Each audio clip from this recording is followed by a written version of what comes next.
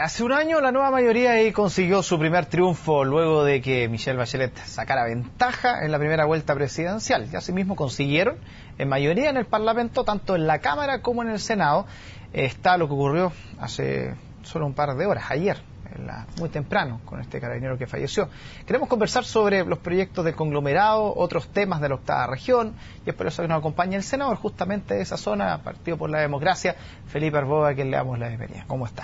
Muchas gracias por la invitación. A ver, primero quiero partir, antes de la nueva mayoría, por la situación que se está viviendo en la octava región del Biobío, por el fallecimiento de este carabinero, otros 2 heridos. Pero que se está empezando a mezclar aquí peras con manzana, conflicto mapuche con esta situación. ¿Cuáles son los antecedentes que usted maneja, por lo menos hasta ahora, referente a la zona? A ver, lo primero que corresponde, creo yo, es solidarizar con la familia del carabinero. El padre es un conocido dirigente social de la comuna del Carmen, de la provincia de Ñuble. Yo mañana voy a acompañar a la familia en el funeral. Es una situación claramente lamentable desde el punto de vista humano. Ahora, la información que llegó originalmente no era la información que finalmente estamos conociendo. Acá aparentemente el parcelero habría confundido al carabinero y habría sido él el que generó los disparos. La autoridad provincial se aventuró a dar una información que según él le había entregado carabineros originalmente, pero que terminó no siendo cierta, esta tesis de la emboscada. Cualquiera sea la situación, yo creo que es muy importante que se investiguen y se esclarezcan las circunstancias. ¿Por qué ese parcelero le disparó al carabinero cuando ya había sacado a su mujer? ¿Qué ocurrió? ¿En qué circunstancias estaba? Bueno, todo eso será materia de investigación. Lo importante es que se esclarezca porque finalmente hay un carabinero fallecido. ¿Qué sabe por qué se lo pregunto también? Porque hoy día ya hemos escuchado de algunos sectores políticos justamente empezar a hablar sobre los temas de inseguridad a nivel nacional. Por otro lado, hay algunos que hablan también del conflicto mapuche, cómo se mezcló en un principio. Entonces, se empiezan a generar y a mezclar temas que para la opinión pública empieza a confundir, por supuesto. Lo que pasa es que hay algunos que siempre van a tratar de sacar pequeña ventaja política de una situación lamentable como eso. Y eso es lo que la gente finalmente el día de hoy está cuestionando de la política en general. Que cuando en el gobierno de Piñera subían los delitos, unos se ponían felices, otros se ponían tristes, ahora dicen que mira, es culpa del gobierno.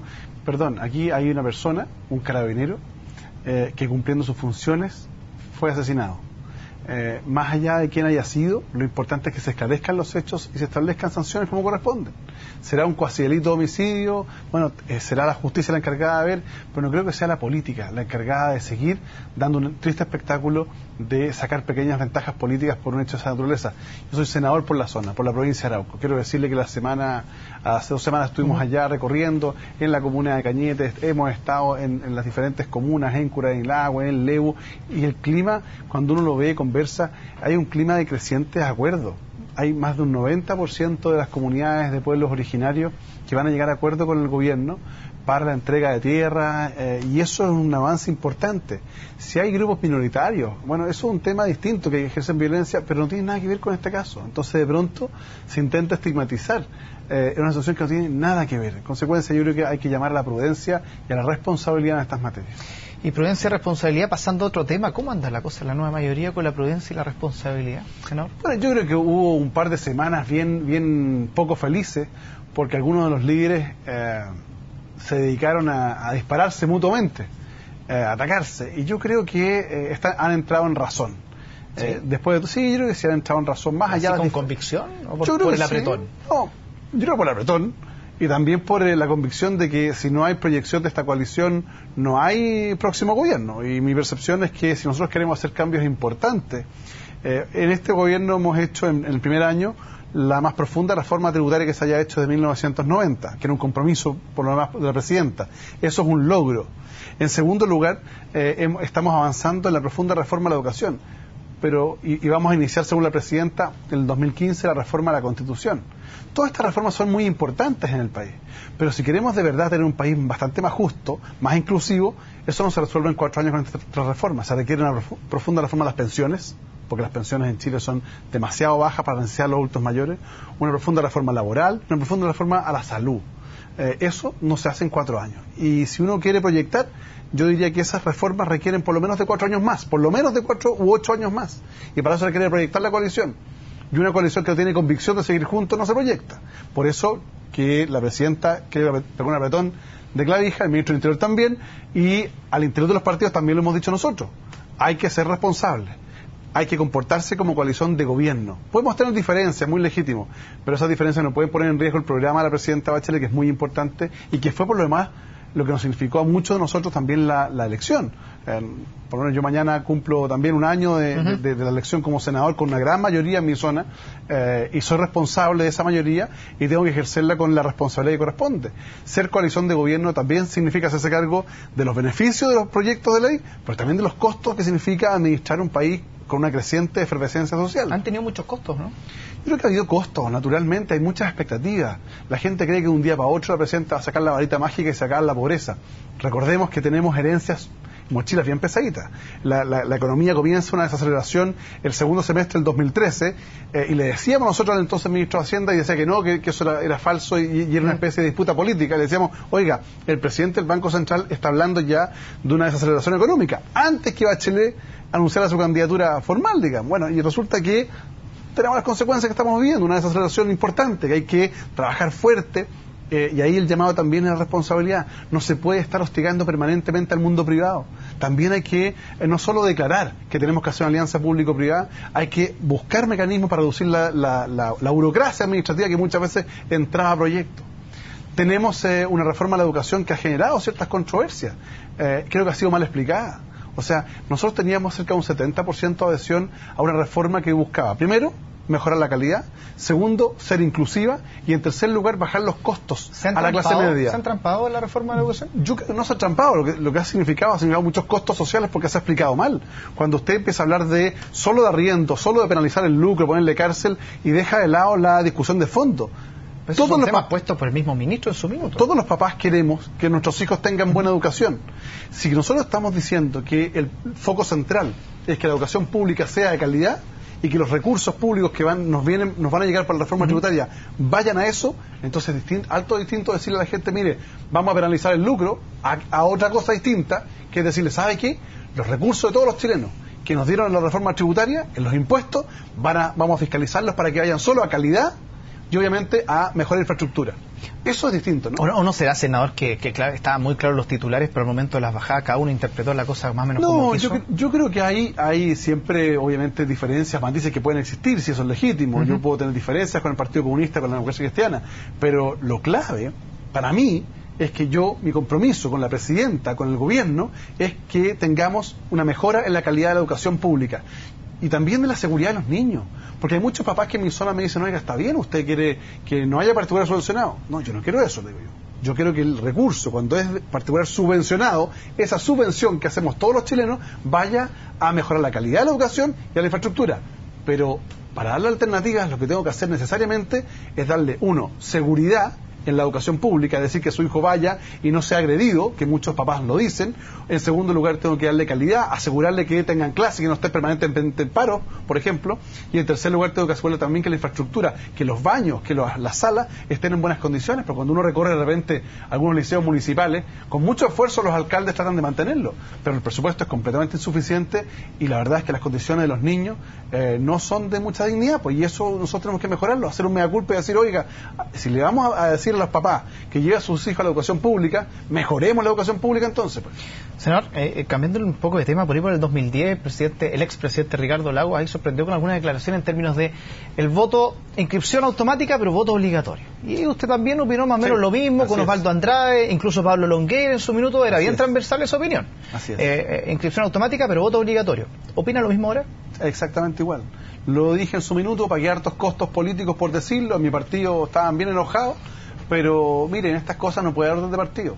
Yo creo que los ciudadanos tenemos que tener derechos, pero también tenemos que tener deberes. Dentro de los deberes, a mi juicio, está la obligación de participar de las elecciones. Hay muchos ciudadanos que a uno le exigen cosas. Oiga, ¿cómo es posible que no haya hecho tal cosa? ¿Verdad? ¿Y usted participó en la elección? No, la verdad es que yo no participé. ¿Sabe qué? Hay que comprometerse, pero es muy importante. Yo soy partidario de que tengamos voto obligatorio. Ahora, ya se entregó el voto voluntario. La pregunta es, ¿seremos capaces de que ese voto voluntario, que es un voto por convicción, no por coerción, sea en mayor medida una fuente de legitimidad, o vamos a seguir con la escasa participación, que no es solo un fenómeno de Chile, es un fenómeno internacional cuando hay voto voluntario? algunos decíamos, bueno, si va a haber voto voluntario, ¿por qué no le ponemos ciertos incentivos?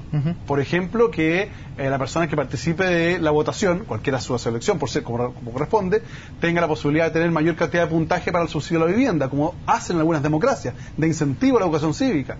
En Chile es importante que seamos más ciudadanos y menos consumidores. Fíjese que hay 23 millones de tarjetas de crédito en Chile.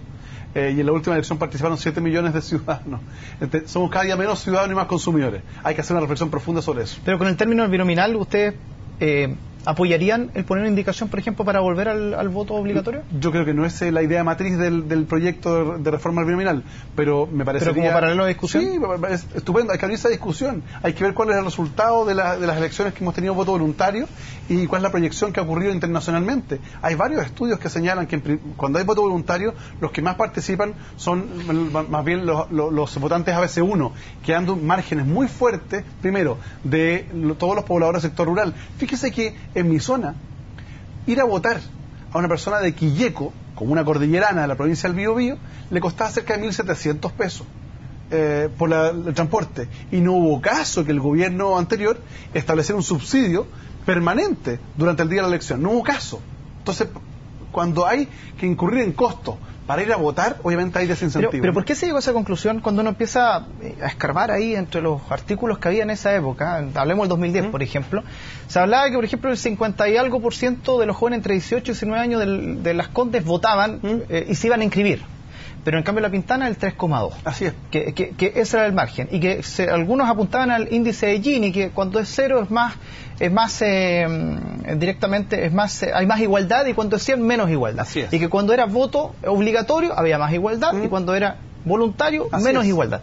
Si estaban esos datos sobre la mesa, ¿por qué se terminó entonces aprobando el voto voluntario? Porque yo creo que había mucha gente que legítimamente planteó que en vez de voto por coerción, que es la sanción, se pasaba al voto por convicción, que era la tendencia que se había marcado durante muchos años en diferentes democracias del mundo, y que teníamos que ser aquellos que estábamos en la actividad pública los que motiváramos la participación. Me parecen argumentos muy válidos, pero la experiencia internacional demuestra, le voy a poner un ejemplo, la democracia norteamericana. En Estados Unidos de Norteamérica, los únicos presidentes que han logrado, no ellos, sino que en el proceso electoral que han participado, vote más del 40% de los electores son el presidente Kennedy y el presidente Obama. Todos los presidentes intermedios, entre ellos, no han votado más del 40% de los ciudadanos. Y eso obviamente genera un impacto en, no quiero decir la falta de legitimidad, porque siempre es legítima, pero en la representatividad de las decisiones que esos mandatarios adoptan. ¿Te fijas? ¿Qué es lo que nos interesa a nosotros? Es fortalecer la democracia, que haya más control ciudadano. Por ejemplo, eventualmente uno podría pensar en referéndum revocatorio. O sea, que es obligatorio para la ciudadanía votar, pero que eventualmente si su autoridad elegida no cumple un conjunto de requisitos y por una determinada cantidad de firmas, usted puede revocarle el mandato cuando son autoridades de mucha duración. Por ejemplo, el caso del senador, que somos 8 años, ¿no? Entonces, uno puede establecer mecanismos de control de la democracia, pero a mi juicio, esta lógica de seguir debilitando la democracia, de decir que las votaciones solo benefician a unos pocos, a mí me parece que eso debilita finalmente el sistema democrático más allá del gobierno de turno. Porque UDI, AFUN, de hecho, planteaba voto obligatorio, la democracia cristiana, lo mismo, usted está planteando lo mismo, entonces estoy viendo, por lo menos, que hay una visión bastante transversal en torno a este tema. Sí, transversal, pero no necesariamente mayoritaria. Ojo, en mi partido, por ejemplo, mayoritariamente es la posición del voto voluntario.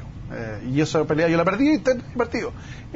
Pero yo me muevo por convicciones, y yo creo que en este caso es mi posición y lo he planteado abiertamente, y puede ser, insisto, criticada, pero los líderes políticos no estamos nosotros solo para la foto y el aplauso, para decir lo que es popular. No siempre lo popular es lo correcto, y a mi juicio, cuando uno lo eligen no solo para ser popular, sino que lo eligen para decir lo que corresponde.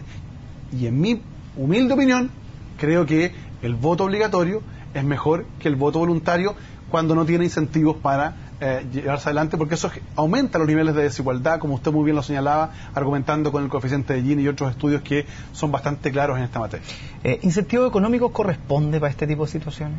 Por ejemplo, que pagar porque la gente, por ejemplo, no pagar, pero que, por ejemplo, no sé, en la patente hay un pequeño descuento, en fin, como también se ha planteado en discusiones internacionales, se ha planteado, y de hecho se aplica en países en Europa. Lo que yo le decía, de repente hay voto con incentivo, es decir, si usted va a votar, participa en la elección, eso le significa que usted tiene, por ejemplo, un puntaje prioritario para la postulación a la vivienda, para un conjunto de prestaciones sociales. ¿En qué lo distribuye? Eso ocurre. Bueno, esos son los votos con incentivo. Puede ser una alternativa. O, por ejemplo, que ese día toda la locomoción pública sea gratuita. No es que se contraten buses para ciertos sectores, es que sea gratuita y el ciudadano no tenga que incurrir en un costo para tener Pero es que también usted dijo en algún minuto que era importante, por ejemplo, el año pasado, después de las elecciones, que había que después analizar esta situación del voto voluntario, sí. Pero por ejemplo que debiese volver la educación cívica a los colegios. Eso es fundamental, es una pelea que estoy dando hace mucho tiempo, educación cívica y educación financiera. Pero parece que han dado hartas peleas hace rato. Sí, pues ese es el problema. El problema es que, mire, lo que pasa es que tenemos un sistema educacional que está enfocado principalmente en el rendimiento académico, léase matemáticas y lenguaje. Pero olvida la otra parte, es que todas las personas que pueden ser expertos en lenguaje y en matemáticas se desenvuelven en una sociedad. Y ese desenvolvimiento de sociedad se llama educación cívica. Tenemos que enseñar a la gente cuál es el rol de un senador, de un diputado, de un alcalde, de un concejal. Hoy día la gente no sabe. Sí, senador, en estos momentos, mientras usted está hablando, está temblando. No sé si lo que usted dijo provocó esto, pero está temblando. Vamos a averiguar nosotros dónde este sismo que estamos sintiendo acá en el estudio de CNN Chile. No sabemos dónde podría estar el epicentro, por supuesto, ya está bajando, pero cualquier cosa nosotros se la vamos a comunicar. Estamos ahí tratando de investigar dónde habría sido. Pero mientras, senador, mientras seguimos conversando, porque parece que ya paró, a ver. Entonces, ¿cuál es mi punto? Es que le preguntaba por el tema de la educación cívica, porque ¿por dónde ponen los incentivos? ¿Por el dinero? ¿O efectivamente por ayudar a enseñar una actitud ciudadana? Nosotros tenemos que volver a tener como asignatura obligatoria la educación cívica en los colegios para que los niños sepan qué significa desenvolverse en sociedad, cuál es la diferencia entre un individuo y un ciudadano, qué es la constitución política, cuál es el rol de sus autoridades, cómo ellos pueden participar de los procesos democráticos, cuáles son sus obligaciones. Aquí se exigen muchos derechos, pero también nosotros tenemos que ser capaces, aunque sea impopular, de exigir también el cumplimiento de ciertos deberes. Mire, usted en Europa tiene un conjunto de manifestaciones, sea por la crisis social en España, la crisis económica, la disminución de derechos o el intento de independencia de la región de Cataluña. Todas esas manifestaciones son masivas, pero no hay destrucción de la propiedad pública. Aquí en Chile la primera manifestación, por pequeña que sea, lo primero que hacen es romper el paradero, ir a romper patear las micros, quemarlas. Oiga, por favor, eso es una falta de educación total, de educación cívica total, de conciencia del entorno. Es no tener conciencia de que los impuestos que ellos mismos pagan o que sus padres pagan van en beneficio de la comunidad que financia esos elementos públicos. Creo que la política no puede ser ni mera gestión, ni administración, ni tampoco meras peleas o lucha por el poder. La política tiene que tener algo también de pedagogía, que insisto, muchas veces puede ser latera, pero en mi juicio es necesaria para ir formando ciudadanos por sobre consumidores como tenemos hoy día. Bueno, senador, claramente esta discusión tiene para rato y muchas gracias por haber estado junto a nosotros. Bueno, muchas gracias por la invitación. Con sismo incluido. Así es, pues para conmemorar un año. Ya, muchas gracias. Que esté bien, Ya, nosotros vamos a ir a una pausa a esta hora y volvemos ya con más información y sobre todo también con el detalle del sismo que se acaba de sentir acá, por lo menos en la región metropolitana. Vamos y volvemos.